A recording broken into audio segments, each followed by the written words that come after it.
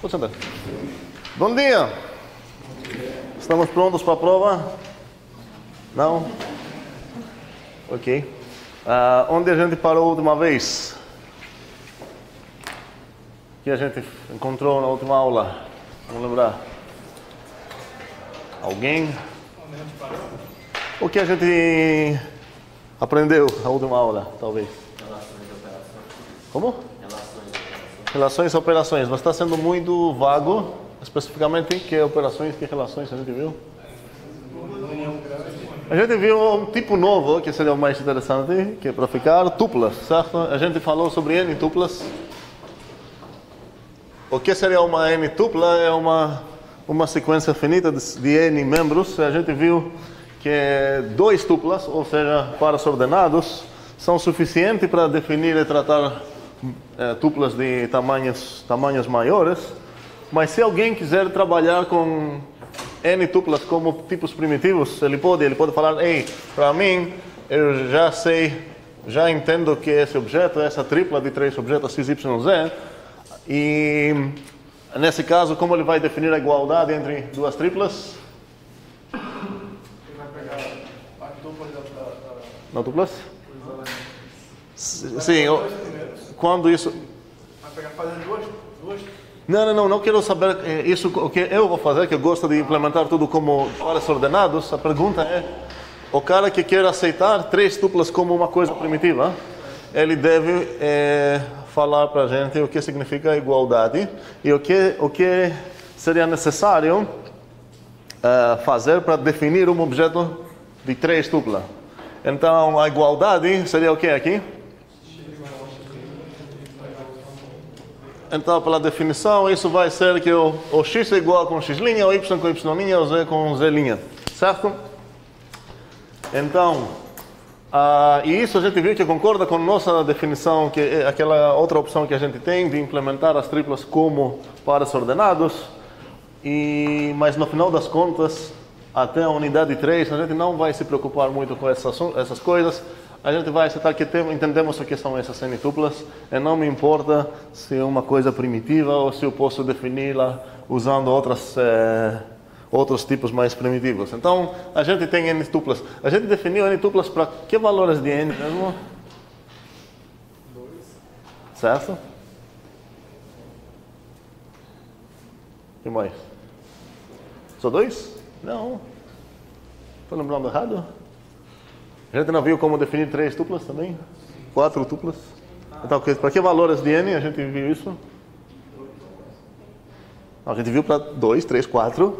Então, pelo menos esses valores. Que mais valores a gente viu isso nas tuplas? Para qual, exatamente, a partir de 2, para qualquer N maior ou igual de 2, a gente definiu o que é uma N tupla. Então, uma 8 tupla, vocês entendem o que é? Uma sequência finita de 8 objetos, certo?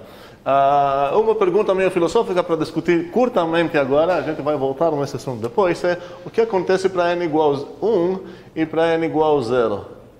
Então, os dois casos, e o que vai acontecer se o n, permitir esse n ser uma quantidade infinita. Mas, primeiramente, esses dois casos que são meio questão de ponto de vista. Então, para tamanho 1, uma tupla seria o quê? Então, o que seria esse objeto? E a pergunta é, será que essa coisa eu posso identificar com essa coisa sem perder nada ou não?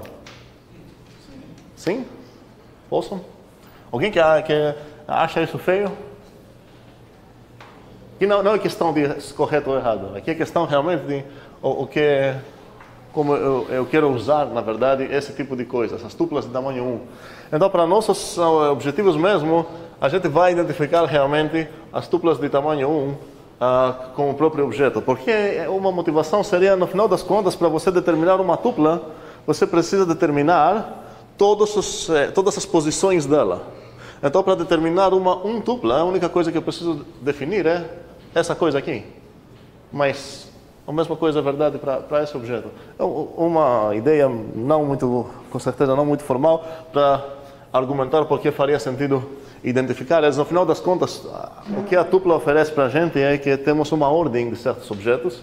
Então, se eu tenho só um objeto, então ele é o primeiro objeto, certo? Aí não faz sentido tratar eles como uma coisa diferente. Mas tem casos onde realmente faz mais sentido tratar esses objetos como se fosse uma coisa diferente, no mesmo sentido que a gente realmente trata esses objetos, em geral, como duas coisas diferentes. Bem, mas para a gente as tuplas de tamanho 1 vão ser apenas um objeto. Ok? E isso deixa a pergunta um pouco mais interessante. O que acontece para as tuplas de tamanho 0? A pergunta é... Não sei, mas a pergunta é... Para determinar uma tupla de tamanho n, eu preciso deixar claro todas n objetos. Talvez não distintos, certo? Por exemplo, 1, 2, 1 é uma 3 tupla. Se eu deixar claro o que está na primeira posição, na segunda, na terceira posição dessa coisa, isso quer dizer, eu determinei minha tupla. Então, quando eu vou perguntar o que é necessário fazer para definir uma tupla de tamanho n, a resposta é, você precisa definir n objetos na ordem que eles vão aparecer na tupla. Alternativamente, alguém pode falar que o que você precisa fazer é definir as 3 projeções de uma 3 tupla. Se eu falar, seja, por exemplo, ter uma 3 tupla definida pelas, e eu escrevi aqui 3 equações, π0 de t igual 1, por exemplo, π1 de t igual 2 e π2 de t igual 3. Se escrever essa coisa, seria a mesma coisa de falar seja até. Faz sentido? É um jeito muito mais low level, vamos dizer, de definir o t, mas podemos escrever nesse jeito também. No final das contas, assim que você determinar todas as posições de uma tupla, você tem o direito, ganha o direito de falar, ei, eu defini uma tupla hoje, ok? Teria que ser 3. Como? 2, 1, 2, 3. Opa, obrigado. Obrigado. Certo. Lembramos a notação das projeções. Como eu falei, às vezes aparecem com índices 1, 2, 3. Temos outras notações também, enfim. Voltando então, se meu dever para definir um objeto do tipo n tupla. Se meu dever para definir esse objeto é mostrar n objetos, definir n objetos, o que basta eu fazer para definir um objeto do tipo 0 tupla? Nada. Abrir e fechar. Declarar vazio não significa algo, ou nada faz mais sentido, porque eu preciso definir 0 objetos. Ou seja, não preciso fazer nada. Ou seja, a tupla vazia é uma coisa automaticamente definida, sem você definir nada, você já tem uma tupla vazia, uma tupla de tamanho 0. A pergunta é, tem mais? Para responder, eu preciso lembrar como eu gosto de como a gente concordou que definimos a igualdade entre tuplas. Entre duas n tuplas, elas são iguais se elas concordam, em palavras de rua, nas n posições dessas tuplas. Agora, se minha tupla é 0 tupla, quantas posições ela tem? 0. Então, se eu pegar duas 0 tuplas, elas concordam em todas as posições delas? Sim, porque para discordar, você tem que mostrar, ei, nessa posição elas discordam, mas ela não tem nenhuma posição. Então, realmente só temos uma tupla de tamanho 0, uma 0 tupla, que a gente denota assim, desse jeito. Ou assim, depende se a gente prefere parênteses ou aquelas... Tem nome esse negócio em português? Não? Ok, parênteses anguladas, sei lá. Ok. Ou seja, temos então uma tupla de tamanho 0. Pergunta? Vamos pensar um pouco em programação. A primeira coisa que eu queria falar é que acho que aqui nessa turma eu não mostrei, agora falando de programação, aquela notação de compreensão de conjuntos ou de listas, que é uma coisa que aparece muito em linguagem de programação. Vou dar só um exemplo aqui, como eu poderia escrever.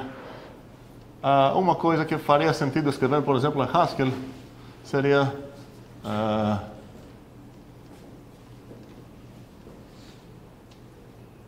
qual lista vocês acham que esse termo de Haskell realmente denota? Vamos lá ver. Isso é igual com o que mesmo? Alguém?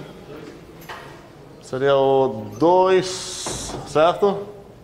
5 e 26, muito bem, ok.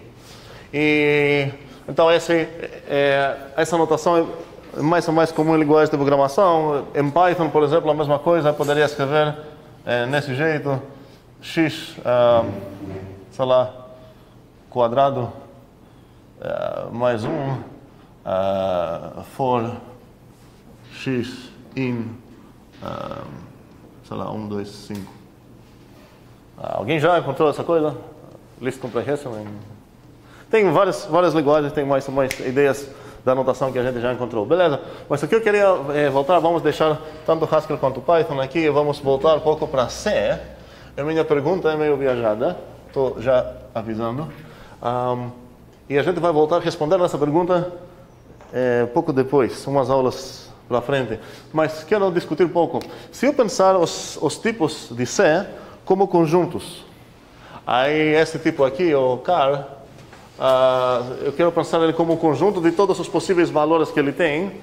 Vamos pensar o int também. Vamos pensar que tem um bool também, mesmo que estou alterando um pouco a C.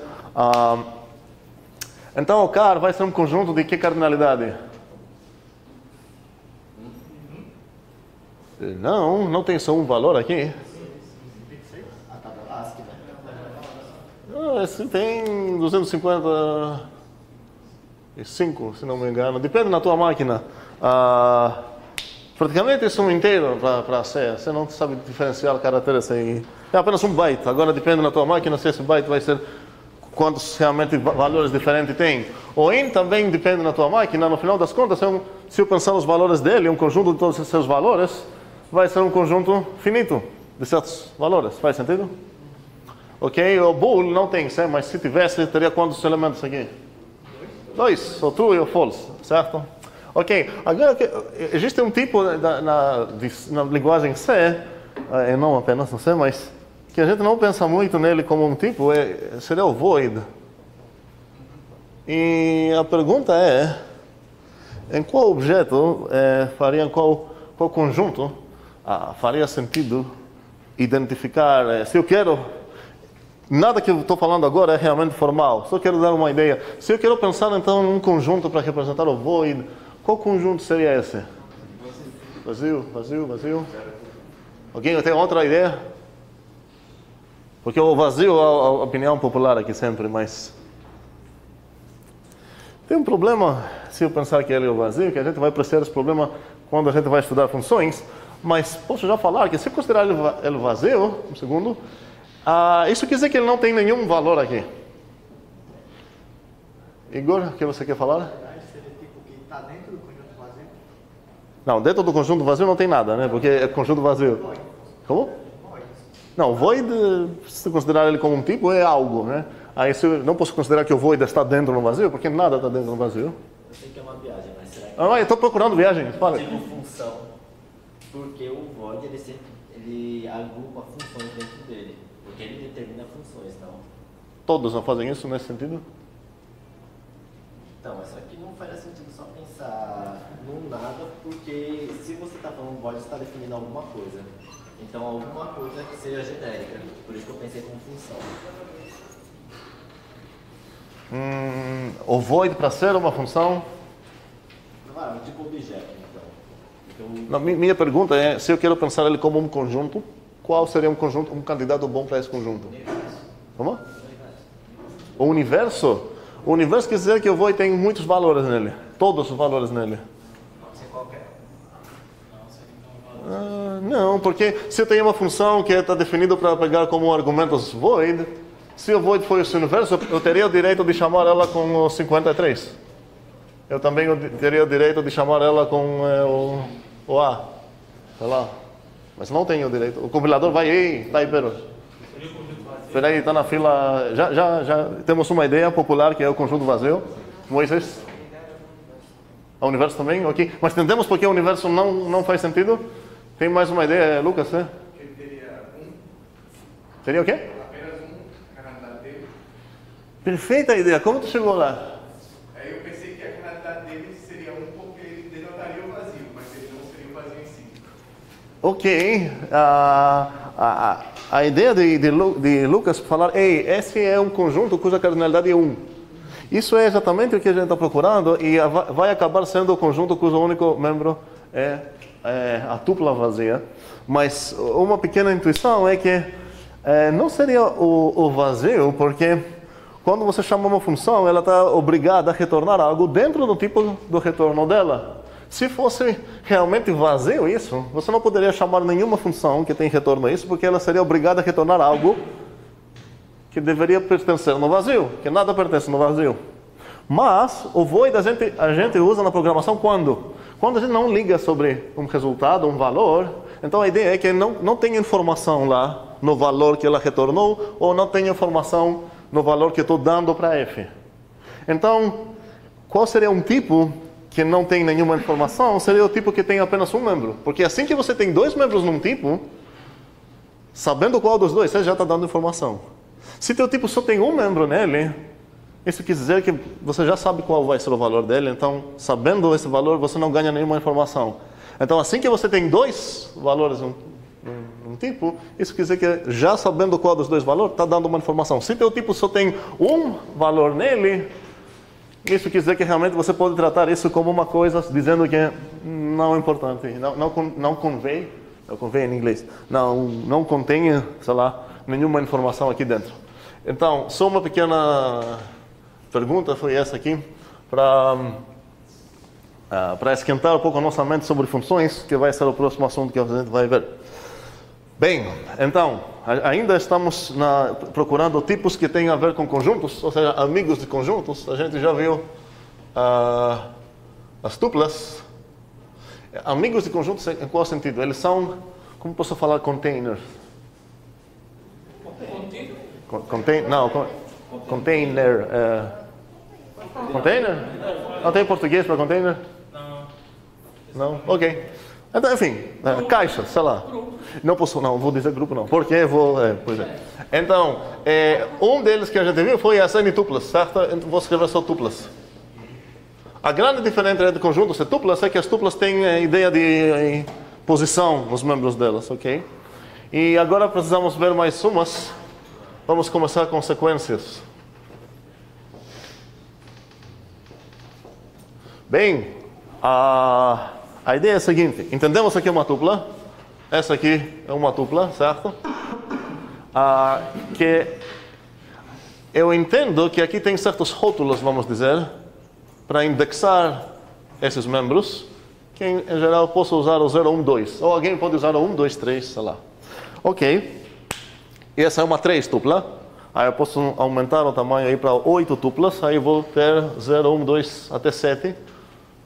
Um objeto para cada rótulo, para cada índice, e não necessariamente distintos, por isso estou escolhendo esse repetido aqui. Uma coisa é que esse tipo de container, ele não pode ter repetições. Aqui tem repetições e a ordem importa. A gente viu que o 1, 2 é diferente. E 2, 1. Obrigado. E também o 1, 1 é diferente do 1, 1, 1, por exemplo. Por quê? Porque eles nem estão membros do mesmo tipo, certo? Ok. E a pergunta é, por que me limitar a considerar apenas uma quantidade finita de coisas? Sendo matemático, eu não tenho nenhum problema com coisas infinitas. Aí, não quero permitir meus índices correr apenas num conjunto como esse aqui, o 0, 1, 2. Esse é o meu conjunto de índices aqui. Mas eu quero escolher qual é o conjunto de índices? Todos os naturais. Aí, em vez disso, quero usar todos os naturais como índice. E assim, eu vou chegar onde? Na ideia de uma sequência. Sei lá, 0, 1, 2, 4, 2, e por aí vai. E aqui eu quis dizer que realmente é uma coisa infinita. Faz sentido essa ideia? Então, uma sequência em matemática é apenas uma infinidade de objetos, onde cada um tem uma posição determinada. Existe o primeiro, segundo, terceiro, ou zeroésimo, primeiro, segundo. Então é uma generalização bem natural da ideia de tupla para ir para a sequência infinita. E a gente tem uma notação que é muito comum escrever desse jeito. Ou assim, ou...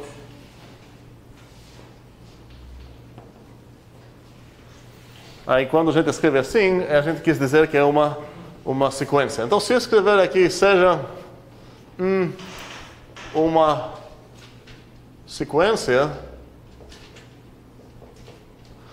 o que eu quis dizer,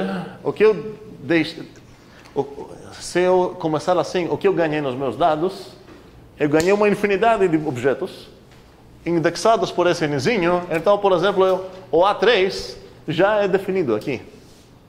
É definido aqui para o valor n igual a 3. Para qualquer natural, o A3 milhões também é definido. Faz sentido? Fale. Não precisaria colocar n pertence de naturais? Então, é implícito quando você fala de sequência que você está tratando naturais, que as duas sinônimas. Literalmente, você entende que entendemos que tem o n natural. Porque se era para ser outra coisa, você deveria mostrar. Então, quando aparece num livro uma coisa nesse tipo, a gente entende sequência. Até uma coisa que é muito esquisita na escrita, mas em geral não causa confusão, é ver uma coisa desse tipo. Agora, a gente não vai escrever desse jeito, porque isso parece ser um singleton que tem apenas um objeto nele, o objeto AN. Então, por isso a gente está enfatizando que não, aqui tem vários. Esse N aqui está ligado aqui, faz sentido? Ok. Então, entendemos aqui, é uma sequência. Agora, que tipo de objetos são esses ANs? Não sei, não vou me restringir. Não vou adicionar nenhuma restrição nos tipos desses ANs aqui. Pode ser qualquer coisa. E como a gente está estudando conjuntos, quero ver o que acontece se realmente essa sequência é uma sequência de conjuntos. Um segundo. Normalmente, nossos primeiros contato com sequência acontece em cálculo, onde o cálculo estuda sequências de números reais. E, por exemplo, a gente estuda essa sequência. Quando eu falo essa sequência, isso quis dizer o que é? Quis dizer isso. Ok? E a gente pergunta em cálculo se essa sequência tem de algum limite. Pois é, se ela tem um limite ou não. Sequência. Mas acho que aqui, não, tenho certeza que aqui no cálculo, vocês não estão vendo sequências de limites. Limites de sequências. Vocês estão vendo apenas limites de funções reais. Essa é uma ideia bem mais elementar e bem mais no coração de cálculo. Que se eu realmente quero entender a análise e essa parte de matemática, eu preciso entender a ideia de sequências de números reais. Depois a gente generaliza para outras coisas. Mas, agora eu não quero discutir sobre sequências de reais. Enfatizo que sequências são de qualquer coisa, pode ser de pessoas também, sei lá o quê. Eu quero ver sequências de conjuntos. E por isso, obviamente, eu vou tocar o caps lock para falar, seja essa uma sequência de conjuntos. Lucas, tua dúvida? Mas sempre então, mesmo com a chave, sempre botar o N para definir que é. É bom botar esse Nzinho ou botar até toda essa coisa, só para enfatizar que ela é realmente uma sequência, mas bota nesse jeito ou nesse jeito, porque se você apagar isso... Ok, se você escrever a palavra sequência aqui, vai dar para entender que realmente não é um singleton. Mas se aparecer essa notação sozinha, dá a ideia de um singleton cujo único membro é o A elevado a N. Então isso já pressupunha... A índice. Como? A índice N. Índice, isso não entendi. Índice elevado. Índice, se não elevado, é abaixado, sei lá, certo? Índice, certo. Mas se você escrever apenas desse jeito, está me dando a ideia que esse é um singleton e que o N já é um objeto que a gente entende qual é, ou seja, um objeto declarado. Mas se você escrever desse jeito, eu já sei que não existe N, porque essa coisa é apenas uma coisa ligada aqui, e eu entendo que você está falando sobre uma sequência. Ok. Então, a pergunta é, como vocês acham que a gente vai definir a união de uma sequência de conjuntos ou a interseção de uma sequência de conjuntos? O que eu quero definir no final das contas são esses operadores.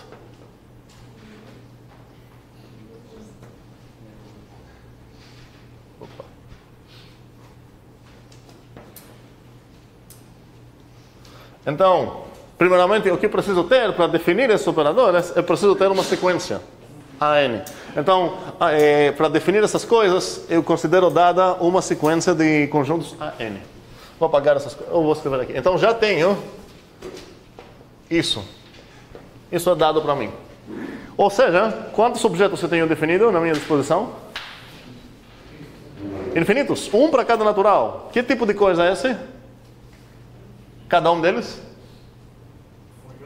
Nesse caso é conjunto. Tá, eu falo, seja, então vamos lá, seja isso sequência de conjuntos. Ok, agora eu sei. Porque Bledson tem razão falando, não sei porque não tinha escrito isso. Mas agora não tenho mais razão. Ok, então, tenho uma infinidade de conjuntos. Um para cada natural. Isso não quis dizer, na verdade eu menti, não é necessariamente infinidade a coisa que eu tenho de conjuntos. Por quê? Eu errei, falando que tenho uma infinidade de conjuntos. Não necessariamente. Tenho quantos? Não, N não existe em lugar nenhum. Opa, tá? Não existe N aqui. Ok? Mas quantos conjuntos eu tenho? Pelo menos um. Pelo menos um. Por quê? Mas era para ser igual. Talvez todos são iguais. Certo? Mesmo assim, o que eu tenho é um mapeamento na minha cabeça que associa para cada natural um conjunto. Agora, pode acontecer, realmente, no pior dos casos, todos eles vão acabar sendo iguais. Nesse caso, eu não tenho o direito de falar que tenho uma infinidade de conjuntos. Não, eu tenho só um conjunto praticamente. Mas, o que eu tenho realmente é uma sequência infinita de conjuntos. Mesmo sendo iguais, a minha sequência é infinita. Ela tem um conjunto na primeira posição, na segunda, na terceira, até o infinito. Ok, então a pergunta é como vou definir essas coisas. E eu vou voltar na mesma pergunta que eu sempre faço agora, no início, que dá raiva por enquanto, espero que a gente vai acordar. O que eu preciso fazer para ganhar o direito de falar eu defini essa operação? Eu defini essa operação. Qual é o meu dever? Não quero ver a definição de nenhuma das duas, quero saber qual é o meu dever para definir essa ou essa, uma operação. Mostrar o conjunto de saída. Certo, mostrar o conjunto de saída, com palavras meio de rua, mas espero que entendamos a ideia. Quero definir esse operador. Essa operação aqui é uma operação em conjuntos. Qual a unidade dela? 1, ela está sendo aplicada numa sequência, vamos pensar assim, certo? Ok. Então, o que eu preciso deixar claro? Preciso deixar claro qual é o conjunto que ela vai construir, qual é, para uma arbitrária entrar nela. Então eu vou falar aí, considera uma sequência de conjuntos arbitrária, agora essa coisa é um conjunto.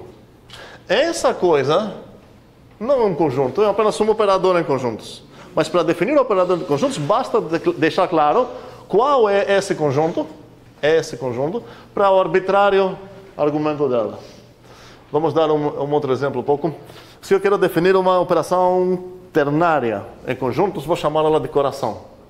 Eu vou fazer uma notação muito esquisita, onde eu vou botar os conjuntos aqui. Certo? Quero definir esse símbolo. Então, esse objeto que eu quero definir aqui é apenas uma operação, não um conjunto. Ela é uma operação ternária, ou seja, para definir essa operação ternária, eu preciso deixar claro qual conjunto vai ser construído se eu botar para ela 3 conjuntos arbitrários, quaisquer, sei lá. Então, agora então, meu trabalho de definir uma operação em conjuntos foi reduzido num trabalho mais simples de definir um conjunto, esse conjunto. Que esse conjunto vai depender no A, no B, no C. E como vou definir esse conjunto? Vou falar, o arbitrário W pertence aqui se e somente se. E aqui vou escrever o quê? Que tipo de coisa? Uma afirmação. Ou, se eu consigo outro jeito, seria falar, ei, esse conjunto é igual com... E aqui vou escrever o quê? Um conjunto, um objeto que vai ser um conjunto. Muito bem. Então, voltando para cá, o que eu preciso fazer para definir essas duas operações? Não quero saber ainda qual a definição, mas o que eu preciso fazer? Definir esse conjunto. Para definir essa operação, preciso definir esse conjunto. E para definir essa operação, preciso definir esse conjunto. Ok, vamos lá. Vamos chutar agora. Porque a gente não sabe as definições. Lucas já tem um chute. Fala. Pensando assim, usando a lógica de união grande, ali para a união, poderia ser... Existe... Peraí. Qual das duas abordagens você vai... Vou fazer com definição com afirmação. Certo, então aqui você precisa escolher um bichinho, vamos chamar ele de X.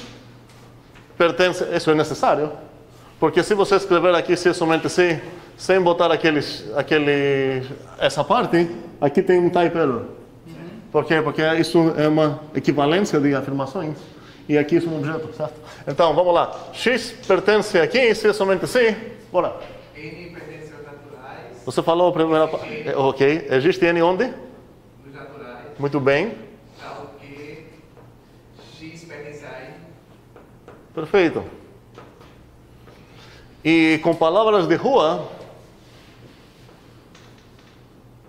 seria X pertence a 1, 2, a N's. A gente fala assim na rua, tá?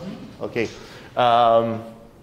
Que praticamente é a mesma coisa, quase a mesma coisa da definição da união grande de um conjunto. Então, qual foi a definição dele? O X pertence aqui, se somente se, o X pertence em algum dos membros dele. Os membros da sequência são as N. Então, é praticamente a mesma coisa. Ok, que para definir, e agora para definir a outra? Do mesmo jeito. Só tira o pertence para todos. Não o pertence, né? O existe. Existe para todos. Ok, e quer pronunciar isso para mim? Para todo N, Um só, para todo N. Gilberto. pertence aos naturais, tá ok. Isso que eu queria ver. Por quê? Mas, galera, vamos entender isso. Não é uma frescura. Se você falar para todo N que pertence aos naturais, tal que faz isso, eu estou ainda esperando, depois disso, escutar sim, acontece o quê? Para todo natural, tal que isso é satisfeito, o que acontece? Não, esse tal que aqui faz sentido. Existe um menos natural, tal que satisfaz isso. Terminou minha afirmação. Para todo N os naturais, continua? Existe. Existe. X pertence a N. Pois é, sem nada. X pertence a N. Faz sentido? Não precisa botar o ok. Não que não precisa. Seria errado falar tal que. Se você escrever para todo N pertence aos naturais, se você falar para todo N pertencendo aos naturais, tal que X pertence a N, o N é primo. Agora legal. Continuei. Mas se não continuar com esse tal que, tua frase ficou incompleta. Ok. Bem, a definição então seria essa. Ok. Muito bem. Oi. Se quisesse definir no objeto, ao invés de... Agora seria... agora não é muito útil aquela notação de set builder, porque a melhor coisa que você vai conseguir fazer praticamente aqui seria rodar todos os x's tal que... Isso. Aí não ajuda muito. Cada vez que você consegue definir um conjunto nesse jeito, você pode definir ele como um jeito nessa coisa. Mas se é só para fazer isso, não ganhou nada com essa notação, então faz mais sentido definir assim. Ok. Apagamos. Ok. Então entendemos o que é a união de uma sequência e a interseção de uma sequência. Como eu sempre falo, e aqui seria, com palavras da rua, seria o quê? X pertence em todos os ANs. No meu coração, o que precisa ficar como definição desses dois conjuntos é exatamente essas coisas, as palavras de rua. Isso é os objetos que pertencem a pelo menos um dos ANs. Esses são os objetos que pertencem em todos os ANs. E assim que eu vou entender isso no coração. Quando eu quero realmente provar uma coisa, eu vou consultar a minha definição mesmo. Que não precisa ser escrita em fórmula ou pseudo-fórmula, como eu escrevi aqui. Uma fórmula da minha metalinguagem aumentada com símbolos, será? Mas posso escrever isso até em português mesmo. Existe N dos naturais, tal que X pertence a N. Então, se eu quiser matar um alvo desses, é assim que eu vou fazer. Bem, então, se eu ganhar um dado desse tipo, ou se eu quero matar um alvo desse tipo ou desse tipo, eu não vou ficar, nossa, que símbolo estranho esse, que terror, sei lá, que difícil, parece um monstro aqui, né? Não vou ficar assim fazendo esse tipo de pensamento. A única coisa que eu vou falar, beleza, eu ganhei que uma coisa pertence a um conjunto, eu vou aplicar a definição do que quis dizer, quais são os membros realmente desse conjunto, o que identifica esses membros, eu vou aplicar a definição. Então, se eu ganhei que o X pertence a essa coisa, não vou me assustar, vou falar, então, eu sei disso. E se eu sei disso, praticamente, quando eu sei que para todo N num conjunto algo acontece, isso é uma fábrica de dados para mim. Porque para cada natural que eu vou dar para esse dado que eu ganhei, eu vou ganhar mais um novo dado. Vou dar 8 para ele, eu vou ganhar o quê?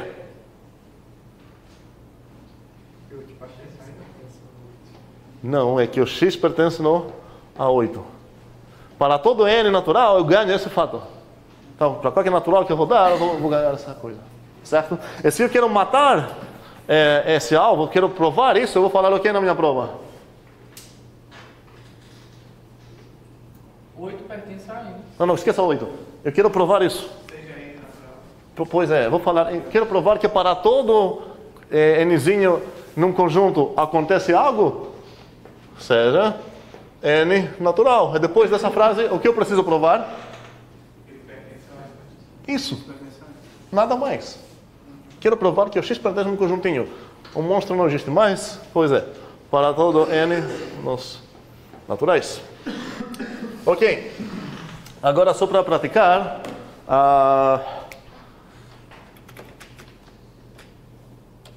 vamos ver se conseguimos resolver esse problema. Então, vou escrever onde? Vou escrever aqui para deixar as definições por enquanto, mas seria legal entender bem essas definições aqui no nosso coração, porque se eu entender isso no meu coração, isso dá para deduzir facilmente. Então, bora lá. Sejam a N, Bn sequências de conjuntos. Tá, isso que é o que eu quero. O AN é subconjunto de Bn mais 1. O AN é um subconjunto de Bn mais 1. Tem um pequeno errinho aqui, qual é?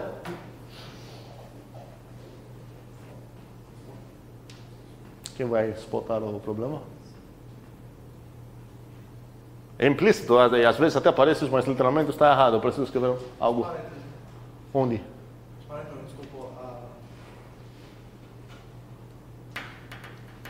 O AN não teria que estar entre como se fosse sequência, não? É uma sequência, né? Tá. Ah, aqui? Não, porque aqui significa uma sequência, um subconjunto de outra sequência. Qual o problema? Tem o compilador aqui a reclamar num certo ponto. Como? Não, é isso. Por exemplo, agora foi resolvido, Bledson. Bledson pegou bem qual é o problema. O problema é que o N não foi declarado em lugar nenhum. Não sei qual é esse N. Aqui não existe N, como falei, esses são ligados. Poderiam trocar M, aqui vai aparecer um N do nada. O que eu quis dizer, mas isso não resolve, porque eu não entendo qual é esse N. O que você quis dizer? Você tem que escolher uma das duas coisas, provavelmente. Ou que para todo N acontece, ou acontece para algum N. Nesse caso, o que eu queria dizer aqui mesmo foi para todo N. Então, eu vou escrever isso já ou posso escrever aqui no fim, mas prefiro escrever as coisas no início. Então, tal que é para todo N natural, o AN é subconjunto do Bn mais 1. Faz sentido? Então, o que acontece aqui? Tem uma sequência infinita de conjuntos As, o A0, o A1, A2, A3, não, A0, A1, A2, A3, certo? Aí tenho também uma sequência infinita de Bs, o B0, B1, B2, B3. E o meu dado é que para qualquer número que você vai escolher, 5, o que eu sei sobre o número 5? Natural. Certo? A quantidade dos meus dedos também, mas isso não importa, né? Mas o que eu sei sobre o 5, graças a essa informação? O A5, aquele cara que está na primeira sequência aqui, é um subconjunto do B6, aquele cara que está aqui. É a mesma coisa para todos, certo? Bem, o objetivo desse exercício aqui é para entender e praticar como trabalhar com essas definições mesmo. Então vamos lá tentar provar essa coisa. Desculpa, nem escrevi o que eu quero provar, certo? Então, no final das contas, quero provar que a união de todos os N's prove que, ou demonstre que, prove que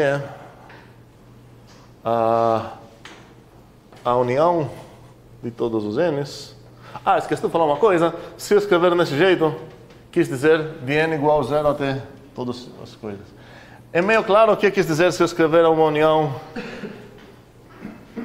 de n igual a 5 até infinito? Eu não vou considerar toda essa sequência infinita de 0 até o fim, mas de 5 até o fim, sei lá. Bem, e se eu escrever de 5 até 8, seria o quê? Nesse caso não seria uma união de sequência, porque essa não é uma sequência, é apenas uma sequência infinita. Então seria o A5 unido com A6, com A7 com A8, beleza? Ok. Ok, prove que a união de todos os n's, na verdade vou decorar ela só para dar esse medo, porque eu quero conversar com vocês que não tem nada para temer aqui. É subconjunto da união de n0 de Bn. Normalmente a gente só ia escrever assim, ok? Mas quero decorar ela para ficar mais horroroso. Ok, então bora provar. Agora sei qual é o meu A. Vamos um segundo. Quais são meus dados aqui?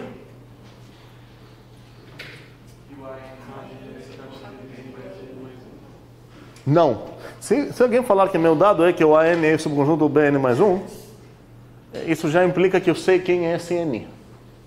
Qual afirmação é essa? A afirmação é sobre o A, o B ou o N. Não tenho N, então vamos lá desde o início. Quais são meus dados mesmo? Não tenho nenhum N natural. Quem me deu algum N natural? Cadê o N natural aqui? Porque o N é natural. Como? O N é natural. Não tenho N nenhum. Aqui ninguém me deu nenhum N. Cadê o N? Agora, Henrique pode mostrar 1, 2, 3, 4, 5, 6, 7 N's. Nenhum dessas coisas é um N verdadeiro. São todas coisas ligadas. Você pode trocar elas para outras variáveis e já o N sumiu. Então aqui ninguém me deu nenhum N natural. O que eu tenho aqui mesmo? Duas sequências. Então, nos meus dados, vou escrever os dados aqui. Os meus dados eu tenho, vamos lá, dados. Eu tenho uma sequência AN. O que mais? Uma sequência BN. Tem alguma coisa mais ou não? Um segundo. Lendo, primeiramente eu vou ler o exercício, certo? E agora quero saber o que ele me deu. Aí me deu uma sequência de conjuntos AN, me deu uma sequência de conjuntos BN. O que mais ele me deu? Que é subconjunto de Bn. Bledson, fala o quê? Que o AN é subconjunto do Continua? Bn mais 1 para... Ok. Para todo N natural, certo? E por isso eu prefiro botar os quantificadores no início. A outra coisa que eu sei é que para todo N natural, o AN é um subconjunto do Bn mais 1. Tá, vou botar aqui do 2N mais 5.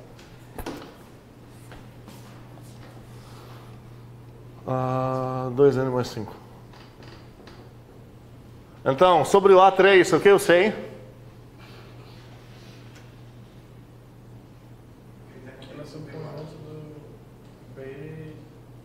Ok, obrigado. Ok, então entendemos meus dados.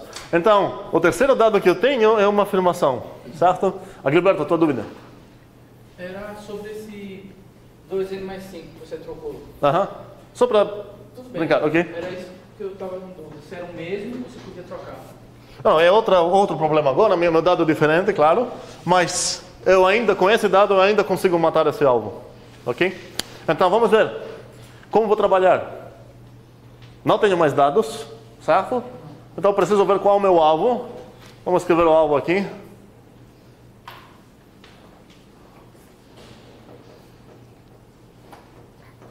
Qual é? Cuidado, tá?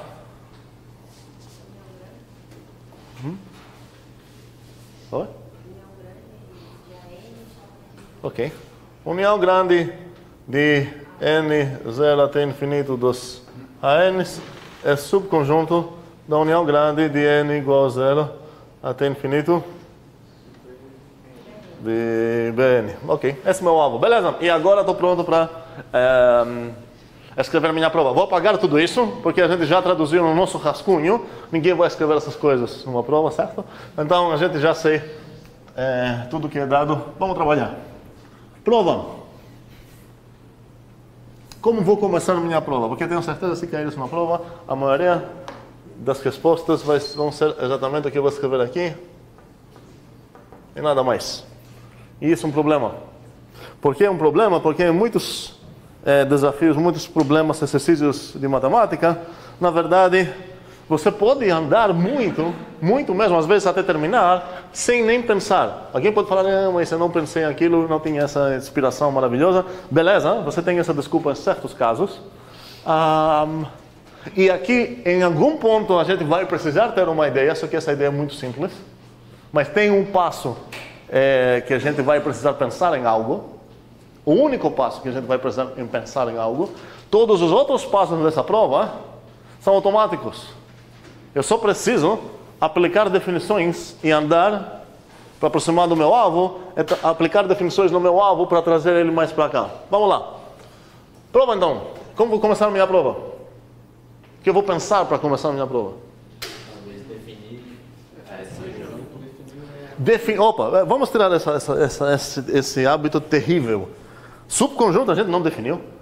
Não, eu digo traduzir. O que significa? Não, peraí, outra coisa é aplicar uma definição que está certo. Então, o que o Igor quis dizer está certo. O que ele falou mesmo não está certo. Cuidado, na minha prova não vou falar, ei, a definição de subconjunto é essa.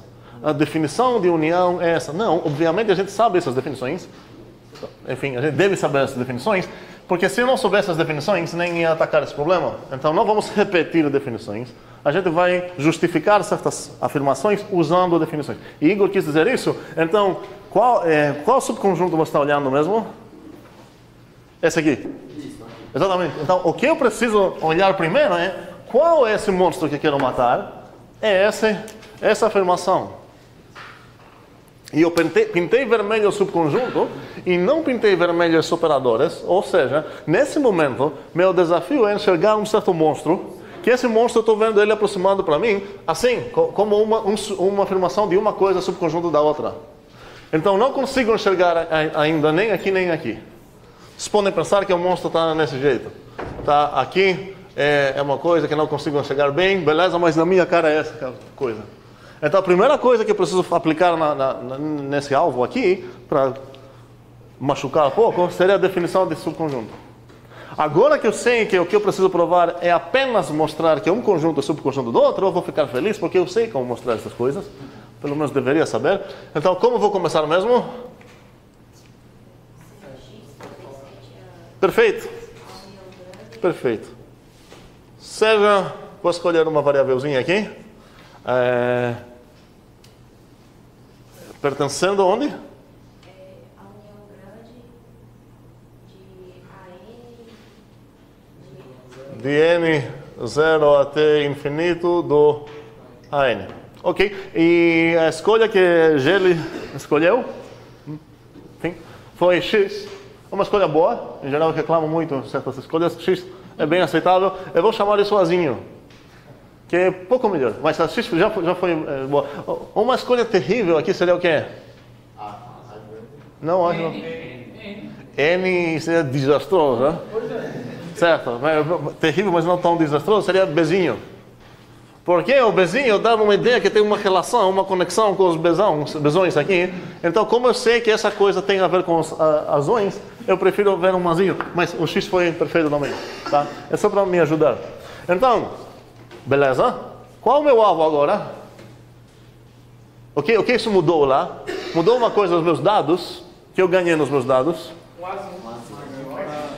Eu ganhei um azinho e um fato sobre esse azinho, então vou escrever os dados aqui mesmo. Então vamos lá, o azinho, eu ganhei um azinho que pertence onde? Na união dos ANs.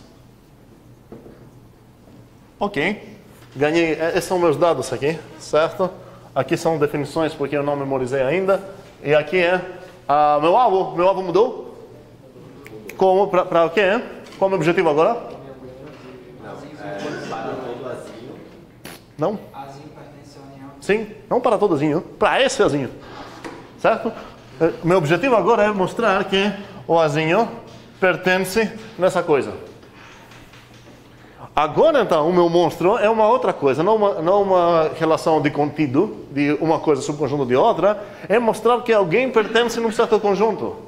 Então, agora, qual é aquela definição que está me aproximando que eu preciso bater nela? Da união, certo. Então, agora, o que eu preciso saber é essa coisa. Certo? Bem,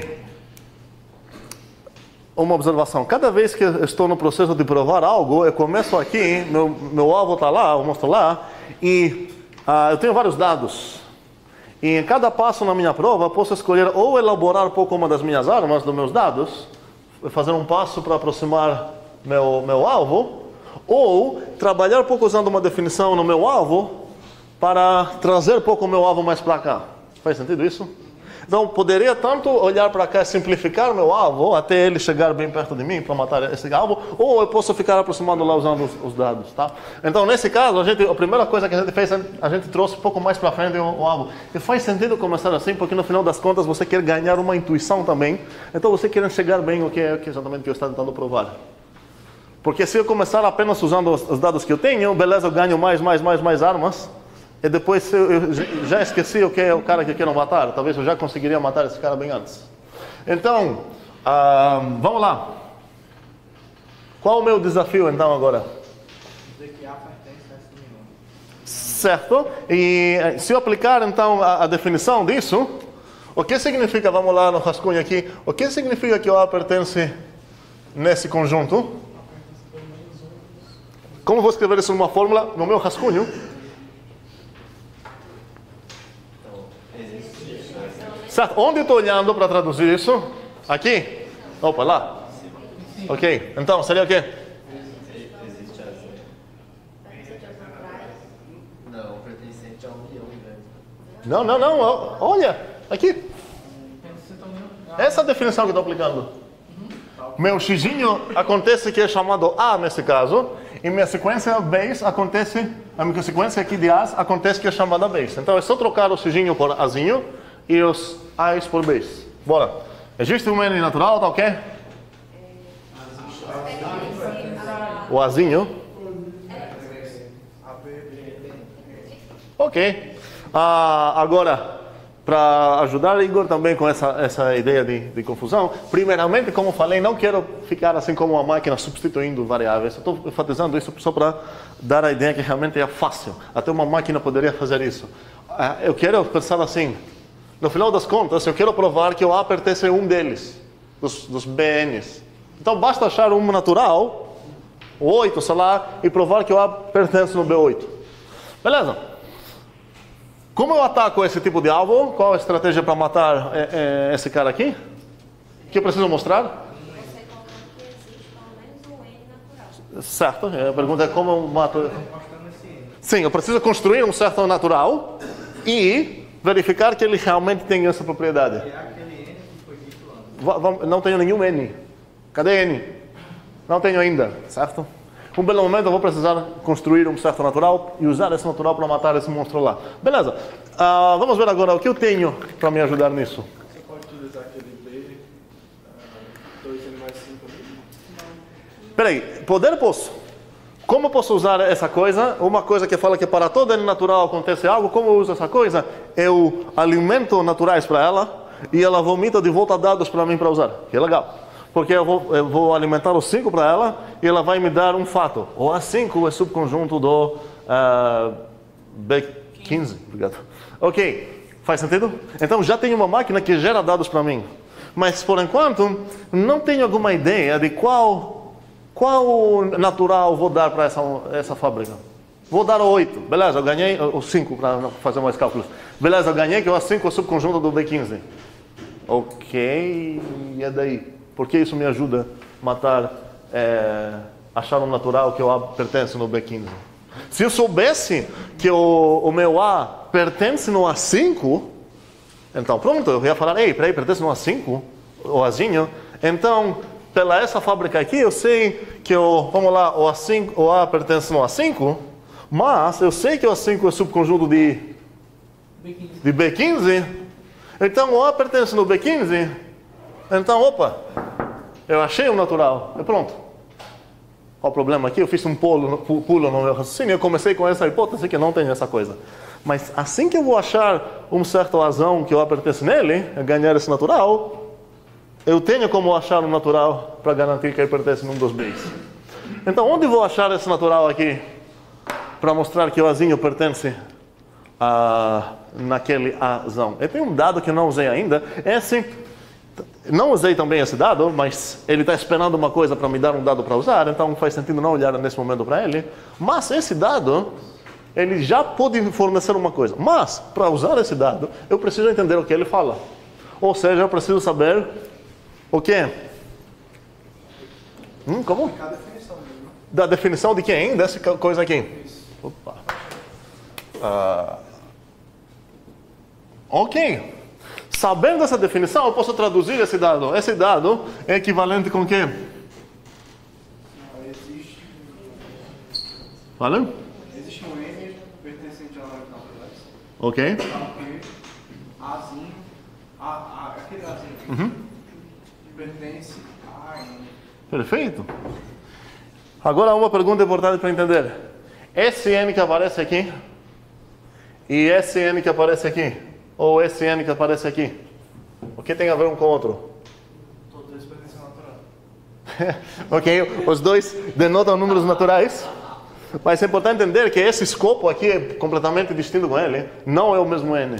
Se isso eu acho confuso, sem vergonha, eu vou chamar ele M e M para não confundir depois, porque é fácil de confundir. Vamos nos testar um pouco se a gente é capaz de separar os escopos e não mexer com esse N. Vamos lá.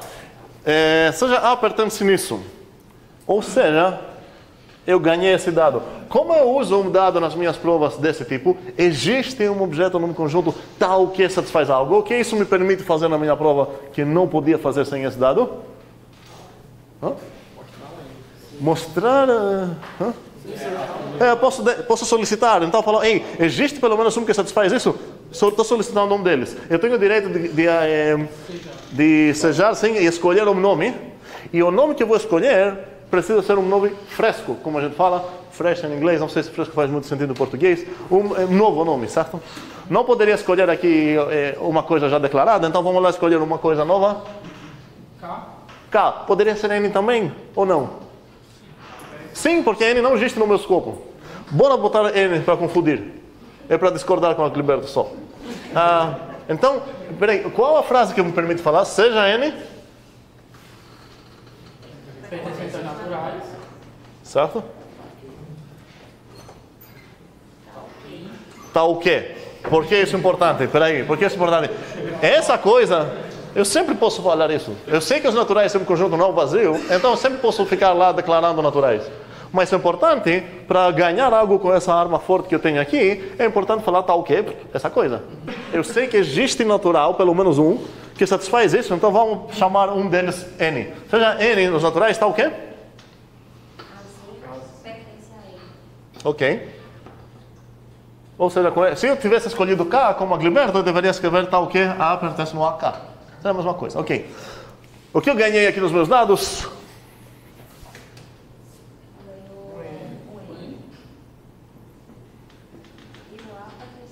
Nos naturais. E eu ganhei que o A pertence no AN. Aí já não tem muito espaço aqui. Mas eu posso apagar a primeira linha porque eu já traduzi esse dado lá. Então, não vou precisar mais. Qual é o mais que eu ganhei aqui? Azinho pertence a N. Ok. Muito bem. Então, um lado meu, que é ansioso para usar aquela arma, fica feliz, porque essa arma estava esperando naturais. Eu sei que eu poderia dar qualquer natural da minha cabeça, 8, 9, blá, blá, mas agora tem um natural que talvez tenha algo a ver. Só uma pergunta. Fale. Esse N pertence aos naturais e o A pertence ao AN, ele não deveria estar conectado, não? Em qual sentido conectados? Peraí, é esse N? É esse N. Porque eu introduzo... Exato, mas é o mesmo do N. Aqui? Não. Porque- Não. Pois é. Esse N que está aparecendo aqui, nasce aqui, já morreu aqui. Então esse N não é esse. Mas esse N e esse N é o mesmo. Por quê? Porque eles estão no mesmo escopo. Posso pensar esse como se fosse o escopo global da minha prova. Para falar um pouco em termos de programação. Mas, beleza. Então meu alvo atual é matar esse cara. E estou fazendo esse exercício usando a mesma variável só para entender que aqui não existe N. Está falando... Faz sentido? Estou procurando um natural. Não estou procurando mostrar que esse N é o natural que eu quero. Eu vou usar esse N, esse natural, para achar o natural que eu desejo. Mas isso não, o fato que eu chamei, apareceu aqui coincidência da mesma variável, não quer dizer que esse N vai ser aquele cara especial. Beleza, vamos lá. Então, como vou andar agora? Agora eu preciso pensar, agora é o momento que eu preciso pensar. Minha argumentação é que essas coisas, pelo menos, eu posso escrever sem pensar em nada. E agora eu preciso pensar, eu sei que o A pertence no AN. Qual um dado que faz sentido usar agora para ganhar mais uma informação? Esse aqui mesmo. É o que eu vou ganhar. Logo, o A pertence onde? Você pulou um passo, vamos devagar. Você já está no próximo passo. Logo. Não logo. Pela. Vamos lá. O que? Ai. Vamos dar um nome para ela. Pela 1. Ok? Pela 1, o que eu ganho?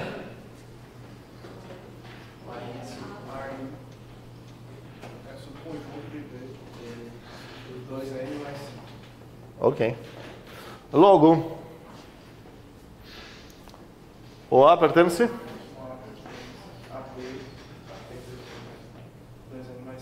Faz sentido? Igor, o que Igor fez pulando esse passo seria 100% entendível. Tá? Em geral, quando vocês escrevem, se dá para entender que vocês estão entendendo todos os passos, poderiam pular uma coisa meio boba disso. Aqui também deveria escrever, logo A pertence lá. Pela 2. Qual é a 2? Essa aqui. Pela 2, essa que eu mais estou usando aqui. Essa também, 3, sei lá, faz sentido? Porque eu sei que o A... Só que nesse caso é muito claro, então acho que não preciso justificar essas. Vamos lá ver se todos entendem quais são as justificativas mesmo. Aqui eu já escrevi, é pela 1. O AN eu sei que é subconjunto do B2N mais 5. Como vou concluir que o A pertence nele? Bem, o A pertence no AN. O AN é subconjunto dele. Então isso quer dizer que o A pertence nele também. Faz sentido? Ok. Logo, o A pertence no B2N mais 5. Não, estava dizendo apagar esse pela 1 e botar pela 1 nos parênteses. Aqui, faz assim, pela blá blá. Lá de baixo, apagar essa linha pela 1. Toda essa linha? Sim. Certo? E botar nos colchetes, pela 1. Pelas 1 e 2, porque você precisa esse também. Faz sentido? Porque você está usando as duas. Mas enfim, dá para entender o que está acontecendo aqui? Ok, oi? Você já tem o A pertencente ao AN lá nos dados. Eu precisaria da... Um segundo, desculpa. Agora ficou feio, aí vou copiar isso. Pela 1, o AN é subconjunto do B 2N mais 5. Ok. Quem está falando? Não, já entendi. Jefferson. Quando você fez a 2, você ganhou o AN pertencente ao AN lá. Quando eu fiz o quê? A 2 aqui. Onde está? A 2. Cadê a 2? Não tem dois. Não tem 2. Tinha, eu lembro que tinha. Tá ok? Isso. Eu ganhei isso e isso. Com essa frase. Agora depois eu usei esse cara. Desculpa, eu usei esse cara com essa para ganhar esse fato que o AN é subconjunto de B2N mais 5. Beleza. Talvez seria uma ideia bem melhor seguir a Gliberto. Vou pedir desculpa. Agora sim, vou. Só para enfatizar. Seja K natural tal que A pertence no AK. Aqui eu ganhei que o Azinho pertence no AK. Eu ganhei um K natural, certo? Porque você está confundindo. Não vamos confundir nada. Pela 1, o que eu ganhei aqui? Que o AK, certo? Que o AK é o 2K mais 5, logo o A pertence no 2K mais 5. Ok, obrigado, Guilherme. Mas eu nunca vou perder meu foco no alvo que quero matar. Geli. Por que eu não poderia colocar ali naquela penúltima linha AK, subconjunto de B2K, aí colocar a definição 2K mais 5. subconjunto?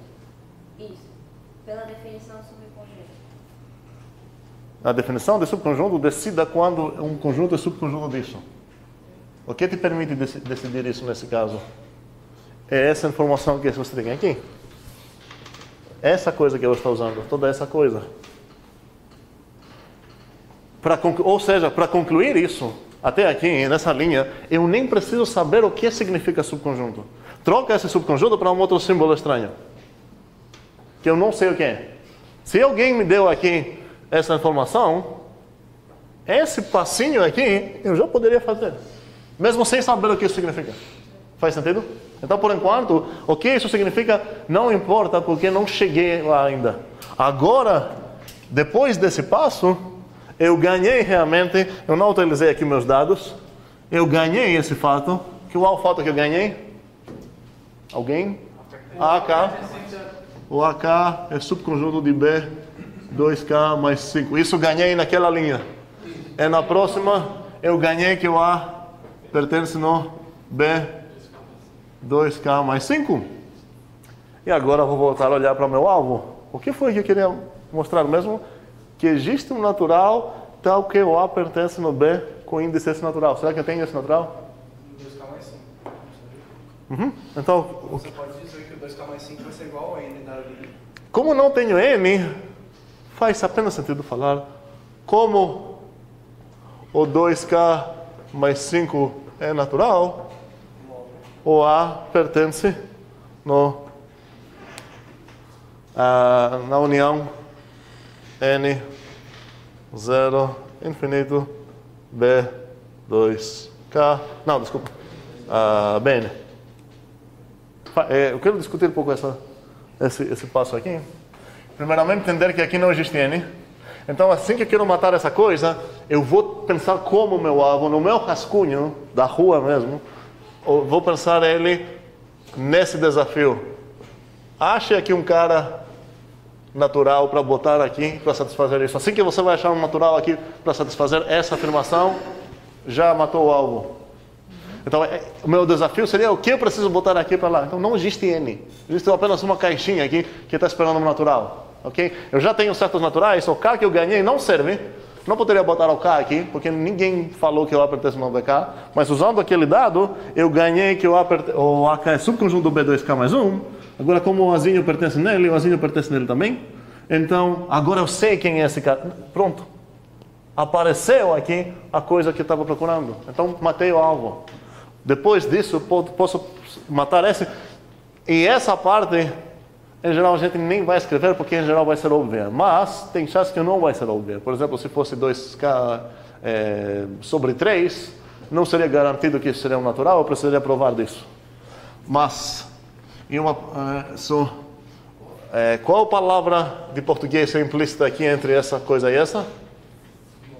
Logo.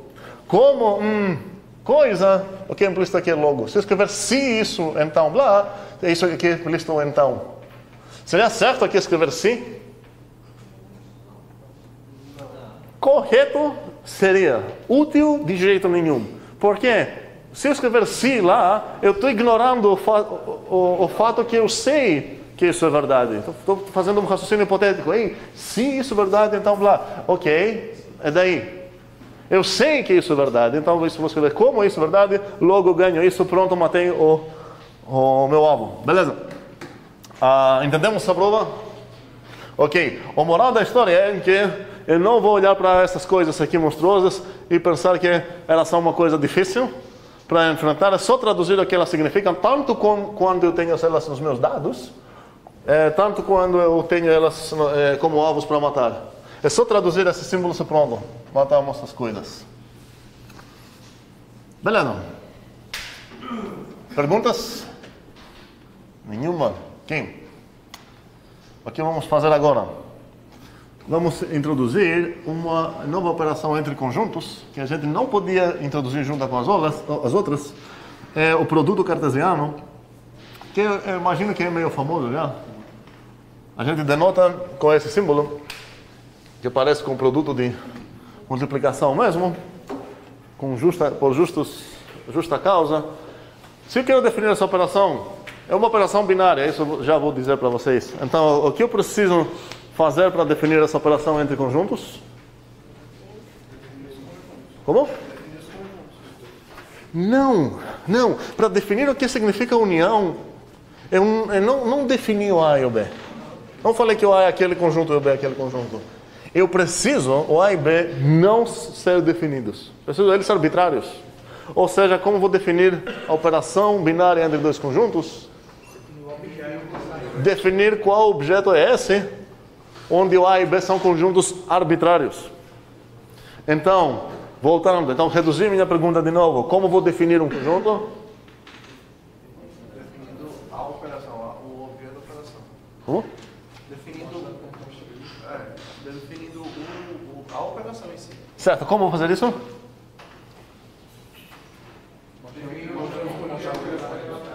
Quê? Como construir o conjunto. Certo, como definir esse conjunto? Como vou definir um conjunto em geral? Quantas maneiras tenho? Beleza. Ou eu vou falar o aleatório, o xizinho pertence aqui, se é somente sim. Eu não entendo porque a milésima vez que eu pergunto a mesma coisa, sempre tem silêncio nesse ponto. Ou eu vou falar que o A cross B, a gente fala isso cross, tá? O A cross B pela definição igual com, e aqui eu vou precisar escrever um conjunto. Nesse caso, muito mais fácil escrever isso. Eu vou apagar até esse xizinho aqui.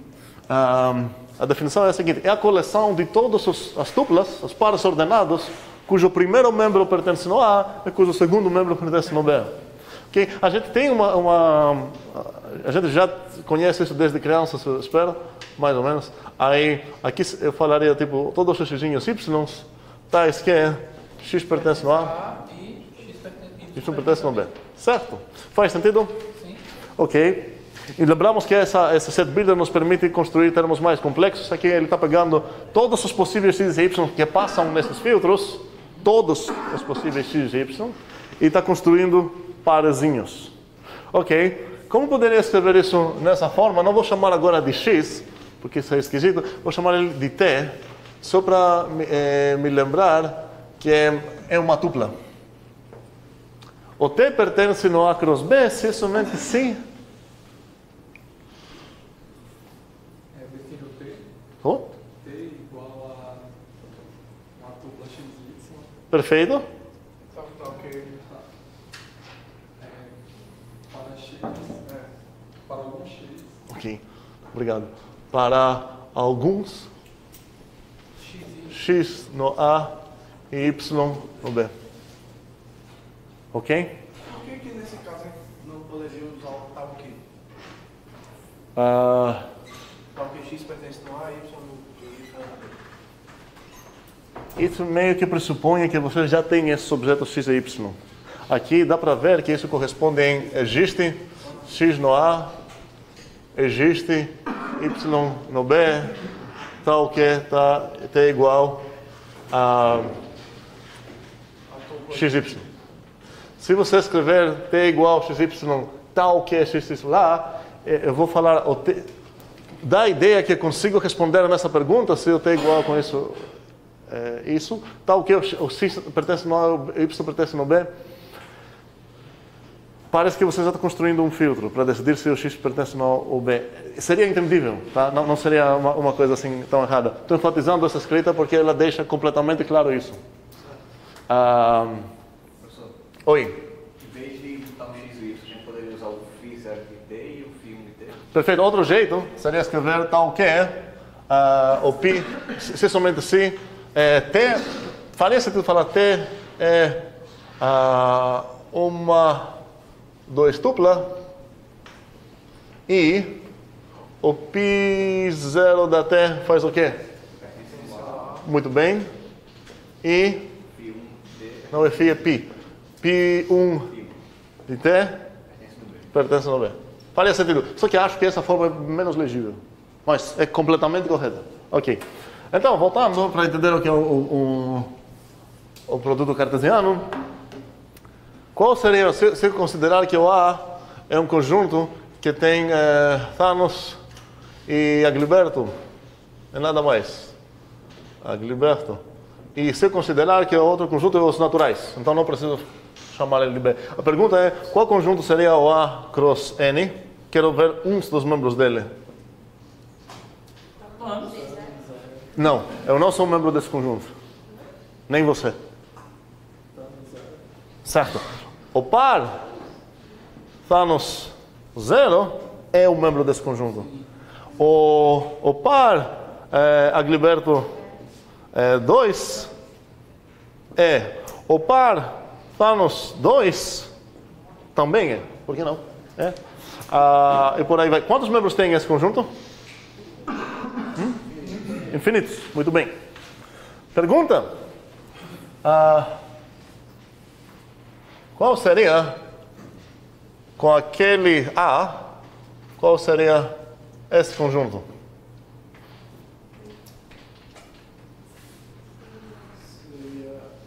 Tenho duas maneiras para responder. Ou eu vou pensar, nossa, que o meu coração sente quando eu vejo esse símbolo. Ou eu vou falar definição.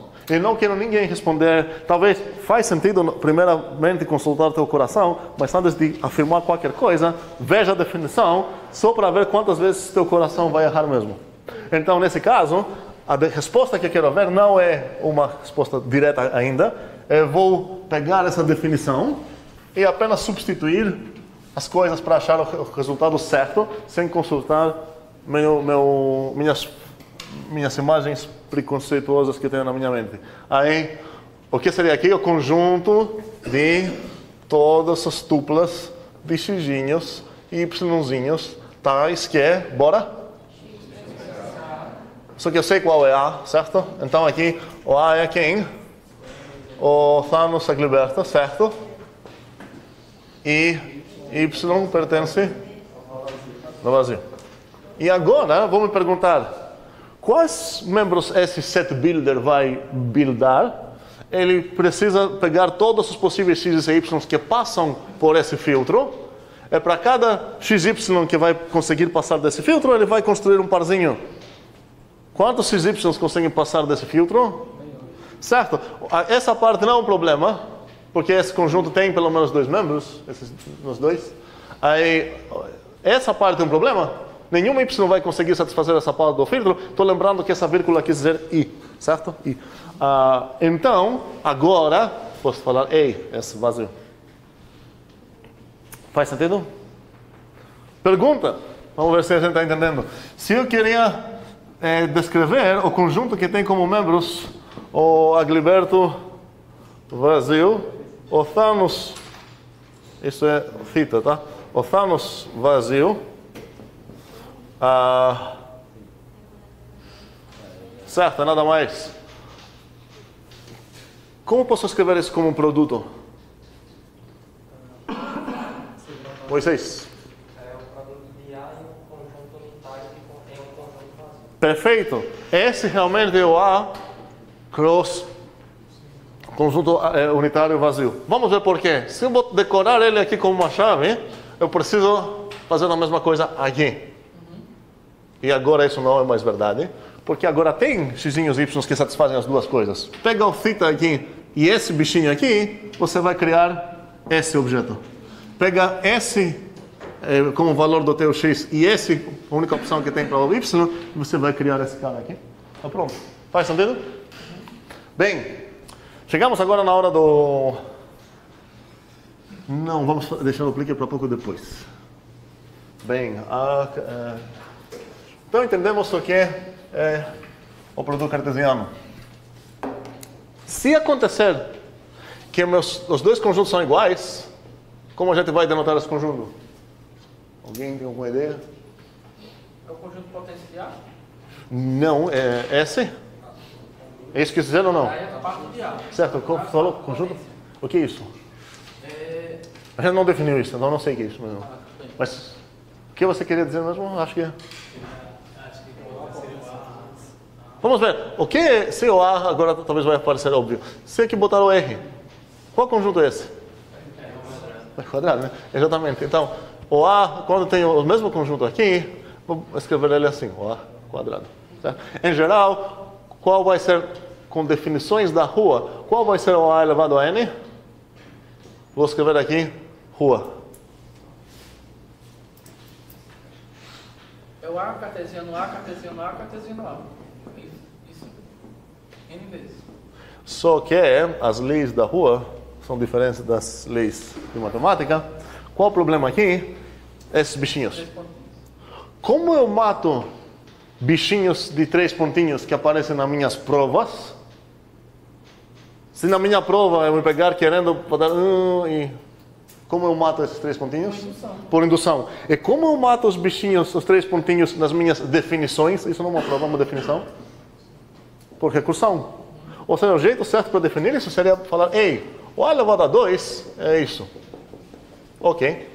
E o A elevado a N, e essa vai ser aplicável para todo N maior de 2, seria o quê? Ok. Quem falou? Eu esqueci o nome. Victor? Luiz. Luiz falou isso. Tem alguém que quer ter outra opinião? Não. Ninguém? Eu tenho uma outra opinião. Por que você tem essa, quer favorecer o segundo cara aqui? Eu quero favorecer esse cara. A pergunta é, essas duas opções são iguais ou não? E a resposta depende de que conversão a gente tem sobre as tuplas. Porque se eu considerar que a tupla XYZ é realmente igual com essa, qual das duas eu vou escolher? A segunda, certo? Porque ela vai grupear todos os parênteses na esquerda. Mas se alguém que preferir definir essas... Não lembro o que a gente fez na outra, acho que foi essa que escolhemos, né? Se eu escolher representar minhas N tuplas para N maior de 2 nesse jeito, com as parênteses grupeadas na direita, eu vou escolher essa. Faz sentido concordar com a minha definição. Ok. E ainda temos essa pergunta, eu posso definir também o A1 ser o mesmo A?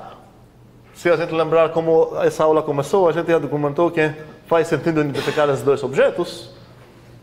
E o A0 seria quem? Seria aquele cara que apenas tem esse membro nele. Mas isso, então o A0 tem apenas uma tupla, porque é a única que você pode criar usando membros aqui, porque não tem nenhum membro, aí podemos considerar ele assim. Mas isso é um detalhe para a gente agora. Vamos voltar nesses assuntos. É sobre esse assunto? Não, aqui. você já falou junto com isso. Ok, fala. Quando você fala que A0 seria uma tupla de conjunto vazio. Não eu falei isso. Não. Falei a tupla vazia. A tupla vazia? Não é a mesma coisa. É essa coisa. Pronto. Que é a mesma coisa que você usa na programação quando você chama uma função sem argumentos. Essa coisa é a tupla vazia. Você está dando um objeto para essa função, a tupla vazia. E se você diz que o A0 ele não tem nenhum elemento? Não falei isso. Eu falei que o A0 tem apenas um elemento, S. Eu não falei que o A0 é o vazio. Não. Ele tem um elemento. Perguntas de cardinalidades. Qual a cardinalidade do A cruz B? Se o A e o B são finitos?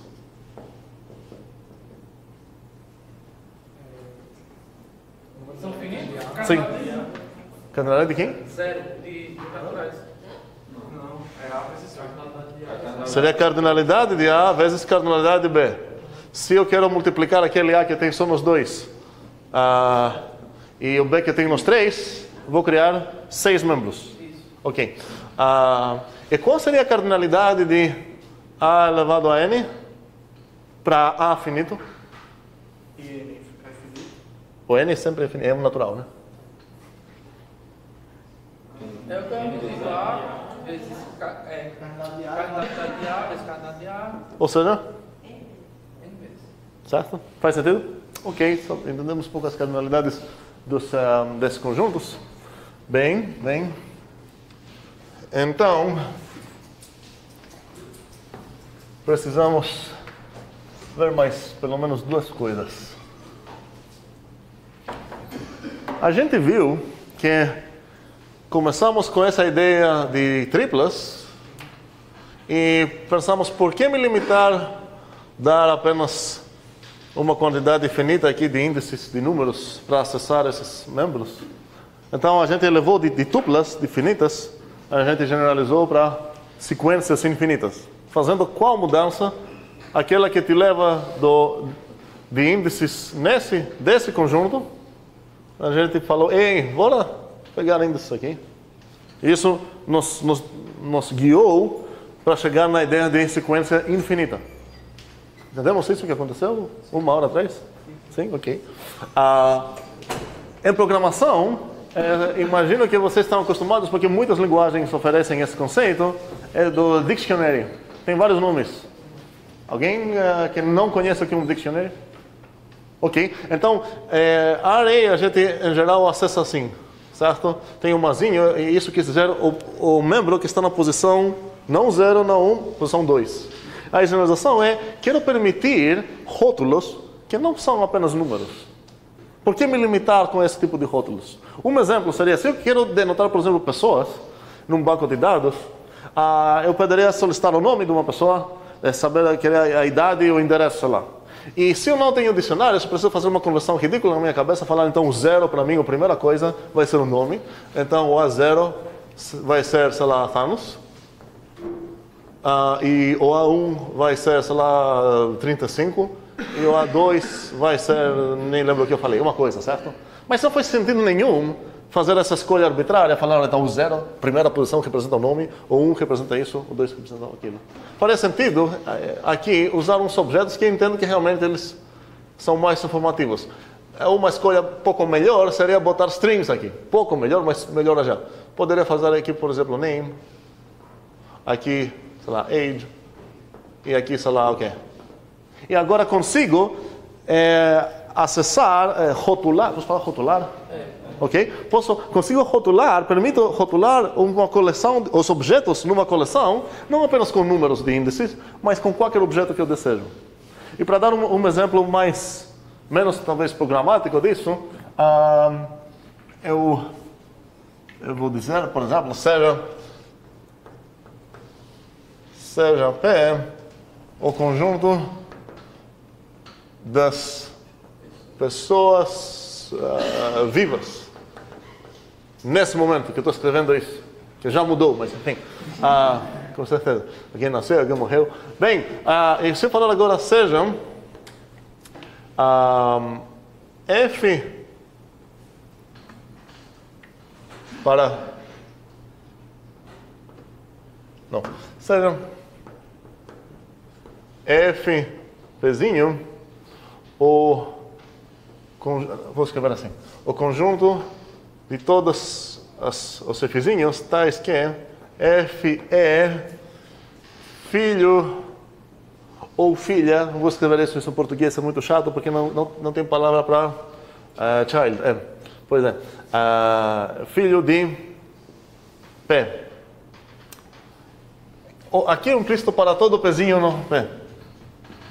Para todo pezinho no P, seja isso. Quantas coisas eu defini aqui? E que tipo de coisas são essas? Que tipo de coisas estou definindo aqui? Certo, que tipo de objetos? Não. Conjuntos feitos por pessoas.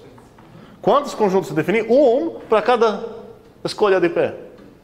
Ou seja, aqui, os rótulos que estou usando são as próprias pessoas. Então, por exemplo, eu tenho o F de... Agilberto é um exemplo padrão hoje nessa aula. Agilberto. Igual a 1. Não igual a 1. Por quê? Porque eu não falei FP igual a quantidade de pessoas.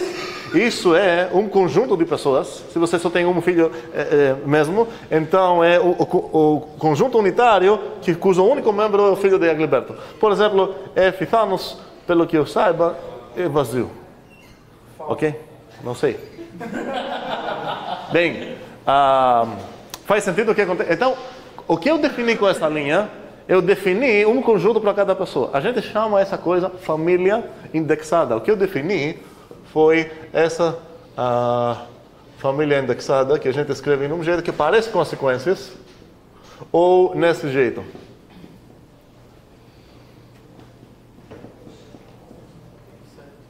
E é uma generalização das tuplas e das sequências, porque nas sequências eu esqueci a limitação de uma quantidade infinita, nas famílias eu esqueci a necessidade de indexar, rotular meus membros por números.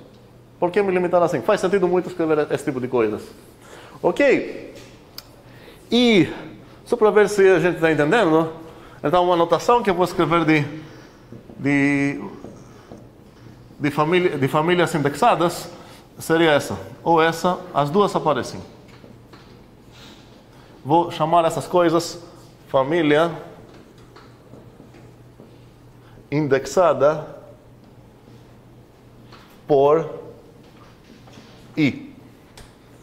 Entendemos o que? Então, uma coleção de objetos, onde cada um, para cada membro do meu I caligráfico, isso é necessário, eu sei qual é o objeto que corresponde nesse rótulo. E cada objeto só tem um rótulo. Não, na verdade, mentira. Cada objeto não necessariamente tem um rótulo. Por quê? Porque se eu solicitar o F de Agliberto, se eu solicitar o F da mulher de Agliberto, que não sei o nome dela, Cláudia, beleza? Qual o conjunto denotado por isso? É o singleton que tem o único filho de Agliberto aqui, que é fulano, tá bom? Suelen, ok? Suelen.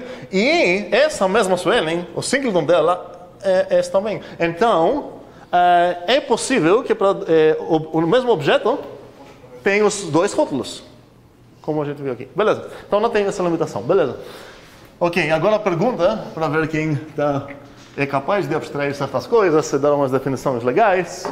Como vocês acham que eu vou definir a união e interseção se acontecer que eu tenho uma família indexada por um certo conjunto de índices I, de conjuntos? Então, vou denotar ela assim. Ou seja, aqui, ou assim, tanto faz. Vocês escolhem, as duas coisas são aceitáveis, a sua é um pouco mais curta.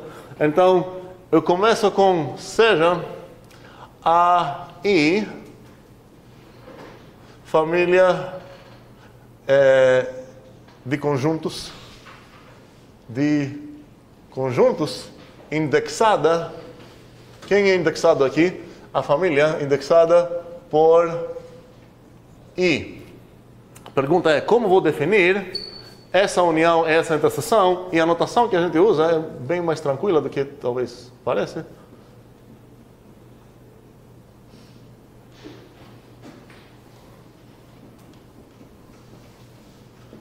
E, obviamente, tanto como os naturais, se é óbvio qual é o meu conjunto dos índices, eu vou apenas escrever assim. Ou assim. Sei lá. E a pergunta é, qual a definição desses dois conjuntos? Oi? Pode tentar, então, usando a mesma lógica da... Essa é a ideia, né? Então, peraí. Primeiramente, a pergunta que eu quero primeiro. O que eu preciso deixar claro, então?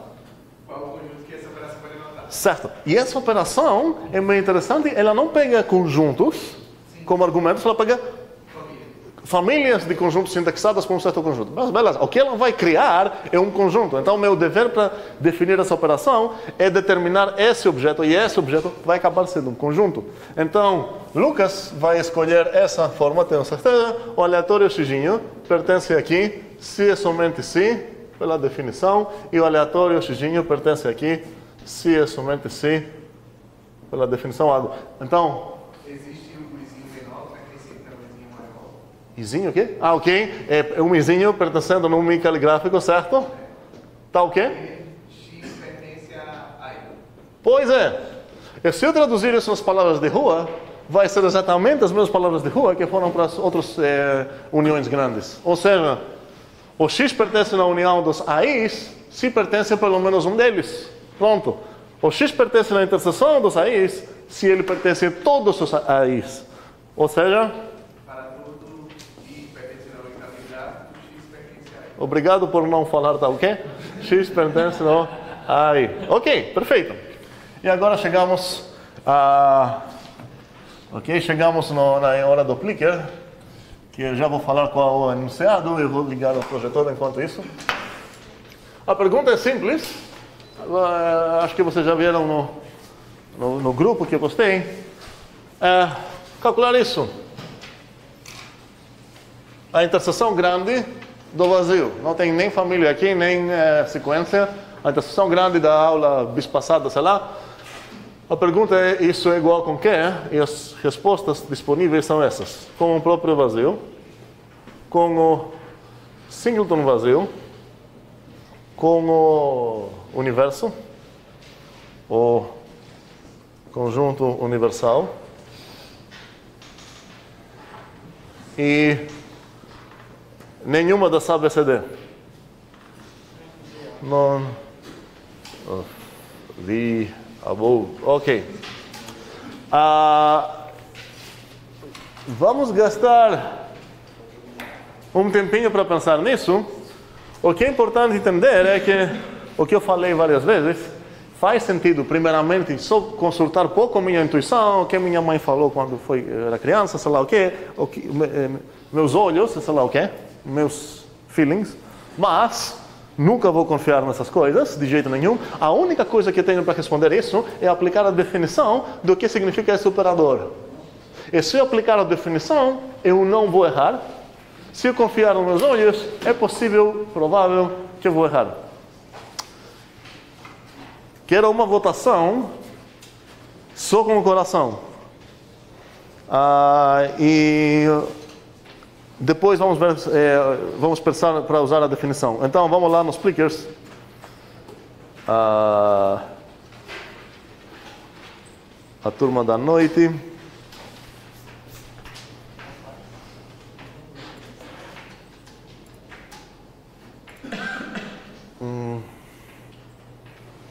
Tá, eu acho que está certo. Ok. Dá para ver todos? Dá. Então, vamos voltar só com o coração. A interseção do vazio seria qual deles? Bora. E depois temos 2 minutos para discutir essa coisa, que é uma discussão muito importante. Ok. Alguém que não foi escaneado? Quase ninguém acertou, que é espetado. Ok, tem alguém que não pegou? Wesley pegou. Consigo ver isso mesmo. Pegou. Pegou? Sim, apareceu aqui. Mas, Eric, pegou? Ok. Realmente. Pegou, sim. Ok. Todos votaram? Ok. 7% acertaram. Vamos lá. Ok, então, eu pedi para vocês solicitar o coração, certo? Então, faz sentido que deu a resposta errada.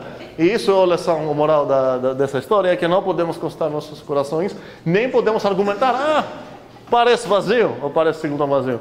Vamos lá, quando é que um bichinho pertence na interseção do vazio? Pela definição do que isso significa, não por meus sentimentos, sei lá o quê. O X pertence nisso quando? Sim? Vou lembrar o que significa pertencer na interseção de qualquer conjunto A. Então vamos lá. Se para todo Azinho, não, A no vazio, X pertence a A. Ok. Agora a pergunta é, quantos X's? Então traduzir essa coisa para essa. E agora eu preciso responder na pergunta bem mais simples. Quantos X's satisfazem isso? Quais conjuntos eu posso botar aqui para satisfazer essa afirmação? Qual a afirmação? Que para todo conjunto no vazio, o X é um membro dele. Quantos conjuntos tem essa propriedade aqui? Todos. Você acha que... Vamos pegar os naturais. Você acha que os naturais não têm essa propriedade? Vamos ver. É verdade que para todo membro A do vazio, o X pertence nesse membro? Me mostre um Azinho aqui no vazio, A grande no vazio, que o X não é um membro dele.